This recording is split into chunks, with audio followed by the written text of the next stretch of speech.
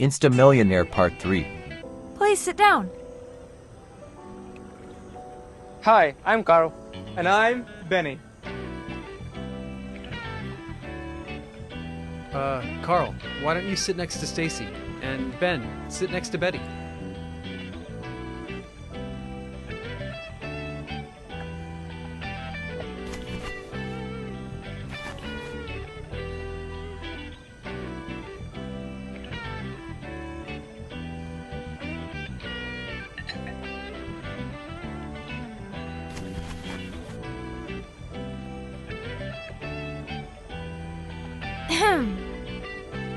So, why are there only 2 of your friends here? Are there only 3 of you in the dorm? One guy's gone to the bathroom. He'll be back soon.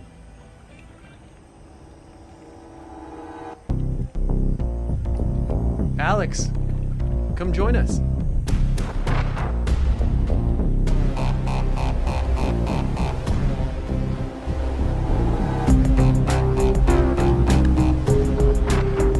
Ah! Watch where you're going, you moron! One of her eyes began to twitch, and a look of displeasure crossed her face. Alex also recognized Rose.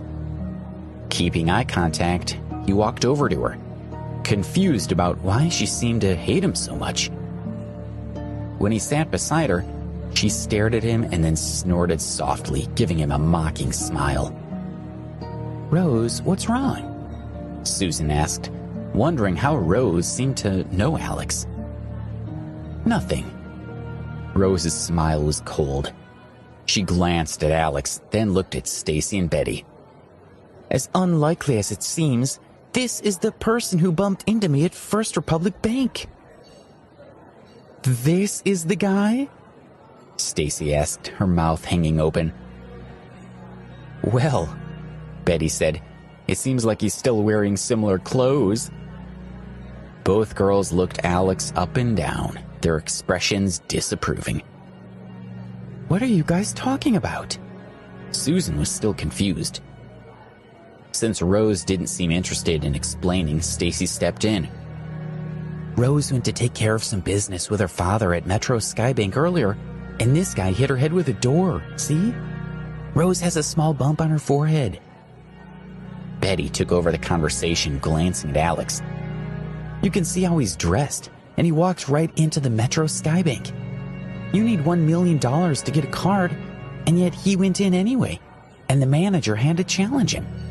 No doubt he ran out of there with a red face, right?"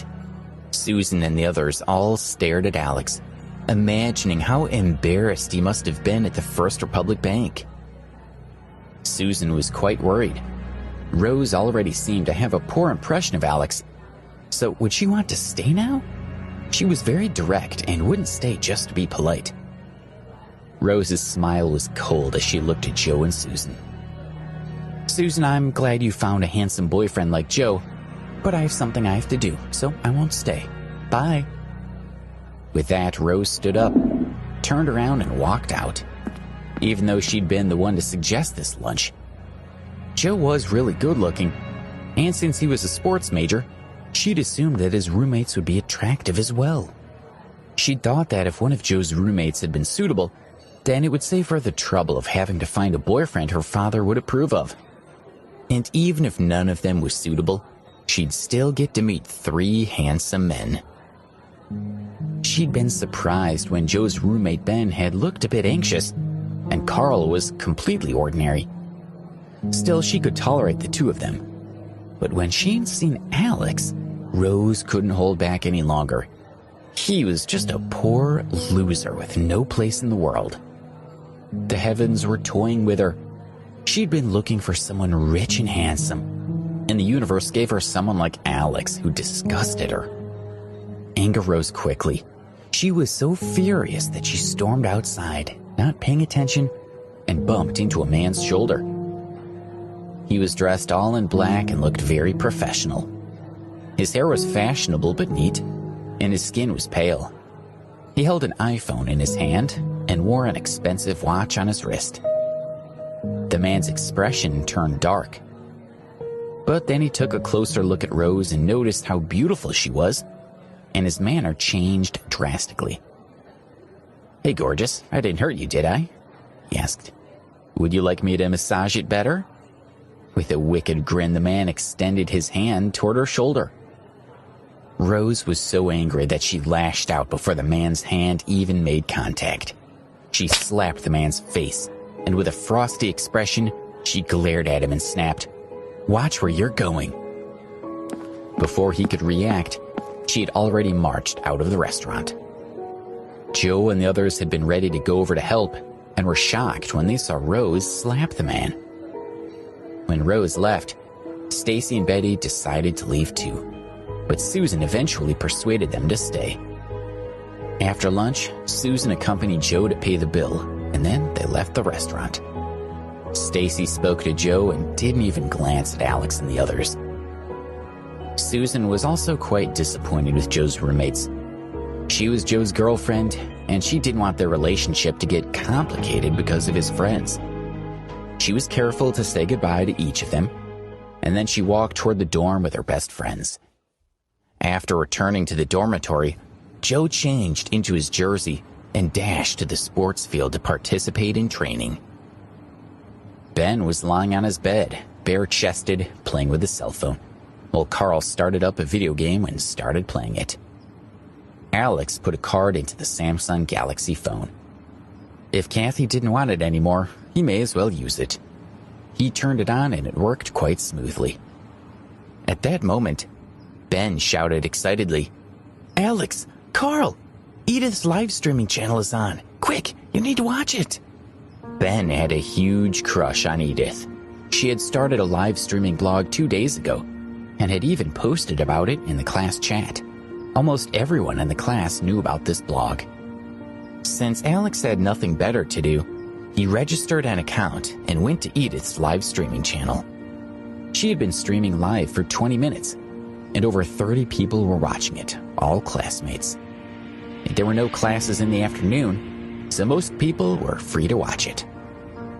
Edith hugged a pink pillow and had red earphones in as she chatted in front of the camera. Kisses to all my fans in the house.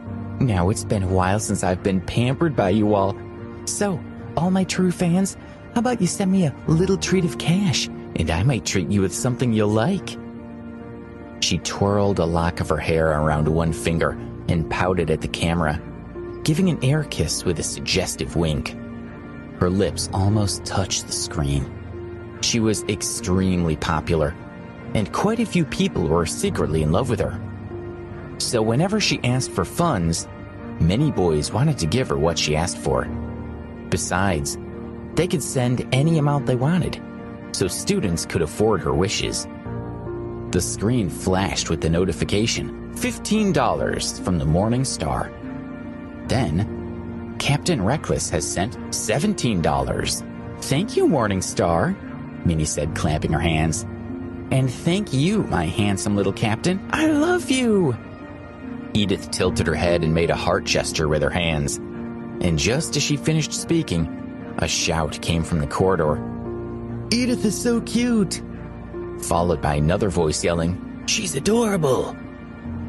Ben saw that Edith was flirting with people who had sent her money, and he felt a little jealous. So he nervously entered the amount of money and pressed the send button. A message popped up on the public screen. Flying Fish has sent in $30. Ben typed out a message under his screen name, Flying Fish. Minnie, it's Ben. I'm watching your live broadcast. Minnie smiled sweetly and spoke into the camera. Thank you, Ben. I know. Minnie spoke to me, Ben mumbled as he floated in a daze. At this moment, another message popped up on the live streaming channel. Ghost Rider typed, Ben, that stingy loser, sent money to Edith. What a laugh. Can you believe that? Ben's expression changed instantly.